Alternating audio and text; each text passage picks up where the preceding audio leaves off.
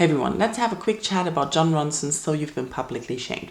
I listened to the audiobook, which was also narrated by Jon Ronson, and it was really well done. And the book is sickening, captivating, important, and very educational. That I think everyone who's roaming around the internet should think about. And as the title already suggests, it's all about public shaming. It's a non-fiction book. So what he's basically doing is researching the effects and what happens when we publicly shame people. And he talks to a lot of people who have been publicly shamed, follows them and sees what happens like in the shaming process and what they have done to be shamed. And he also starts to deal with the effects that has on him, because he says that he was part of this shaming and he thought he was doing something good, but then there are differences. Not all shaming is the same and not all shaming is automatically right. And for me, listening to that, some of these things sounded familiar, others I hadn't heard of, and it was very shocking to see how some thoughtless comment could ruin someone's life and how many people felt righteous in doing that. For me, this book captivated this sick feeling you get when you watch someone intelligent and smart and someone you like doing something really, really stupid.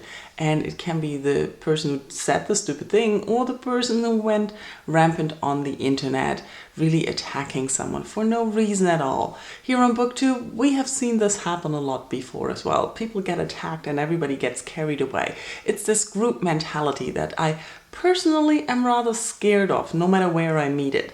And this book just really captivates it and narrates it in a way that you really feel sick to your stomach when you read some of those things. And I just had to take breaks sometimes to digest what I heard and to come to terms with what that actually means.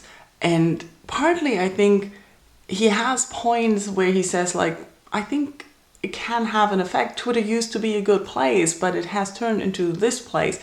He also looked at aspects like where the shaming happens and to whom and how the effects are different for men and women, which I thought very interesting, unfortunately not surprising. The audiobook also contained an afterword, which was where he talks about the first receptions and the backlash or the experience he got after publishing the book. And I thought this was the most interesting, because for me this was all very obvious and I was like, oh, people will start to think about it. But then when you see how people reacted to it and how he had to deal with that and how he dealt with it, it was super interesting to see. And I'm glad I read the version, or I listened to the version with the afterword and the first initial experience of the book. If you were thinking about getting this book, definitely do. Make sure you get the edition with an afterword. I'm pretty sure the printed versions have that now too. And read it and give it to everyone who wants to be on the internet. It's important for everyone to see what can happen and also to maybe think about what they're doing online when they attack someone who they don't know. If you've read the book or listened to the audiobook, tell me what you thought and let's talk about it in comments. Thank you for watching and I'll talk to you soon. Bye bye.